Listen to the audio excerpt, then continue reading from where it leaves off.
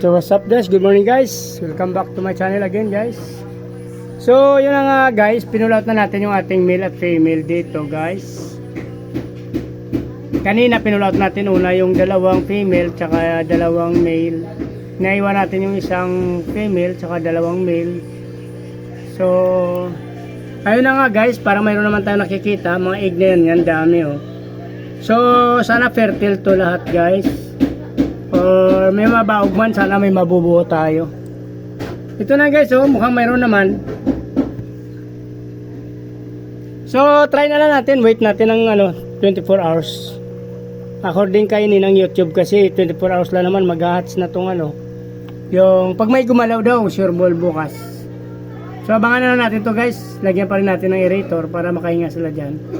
So ito na guys, ito na yung resulta niya, parang mayroon naman. Pag kinuha natin ng mukhang mayroon naman guys. Yan hindi natin alam kung. Abangan pa rin natin to guys, kasi parang nag-drop naman yung dalawa, yung isa lang hindi, yung kulay asol. Yung blue natin female parang bili pa rin. Ito hindi natin alam kung mabubuo. Sana may mabubuo dito guys, kahit kalahati man lang. Abang tayo 24 hours. Yan ang sabi ni Ninang YouTube, 24 hours may gagalaw na dito sa tetra. Like sa danyo kasi 7 days tayo naghahintay nun. So ito, try natin to 7 days. Monday, Tuesday or Wednesday matatry naman natin yung ating danyo ulit guys. Nagbili-bili naman yung iba doon, magtry ako ng danyo ko next week guys. Medyo busy lang ngayon. Yan ito kasi ating feeder ng anak ko. Yan, ang dami na nating anak kay feeder QC guys. Yung si kay Jim, namatay yung female, kaya kinocross na natin siya sa feeder ni QC, tsaka dun sa yung ibang male ni feeder Jim. Since wala na yung female niya, na crossbreed natin dun sa RDSS, tsaka sa yung isa na cross ko rin doon kay QC, yung marami QC, tsaka nag-separate pa ako ng isang male isang female sa QC na cross bridge. So abang na tayo guys, papakita ko sa inyo yung ating mga male, ang ating mga breeder na tetra guys. Yung blue kasi binalik ko na lang siya guys, kasi kanina inulit ko siya, pero tanghali na, since ganun pa rin ang nangyari sa kanya, hindi naman siya nag-drop pa rin. Binalik ko na siya dito guys.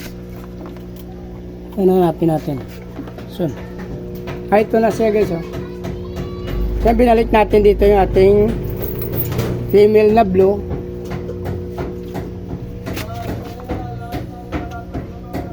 Yan yung female na blue natin guys, binalik na natin. Naklimit muna natin saglit.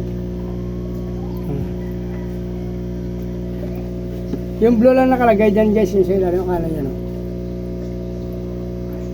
pero mabili pa rin yung blue pero kanina yung dalawang orange sa kayo ito naman yung ating male. Yung huling pair na nandito pa. Nakaklimit din dito yung male, may bitawan na rin natin. Ayan guys kung nakabitaw na yung isa, bitawan na lang natin. Yung dalawang neon green yan ang ginamit natin sa huling pagbreed. Bitawan na rin natin to guys, yung blue. Baka makalimutan na naman natin. Nakaklimit na naman siya ng 10 minutes. Yan. So dito na lang guys, para di na mabang video natin, please like, follow, subscribe guys. Patay natin ang ilaw. Saan nyo na yung notification bell para updated kayo sa video na ina-upload ko lagi araw-araw guys. Dahil ang nais ko, mabuhay kayo hanggang gusto nyo. Bye bye! Happy New Year!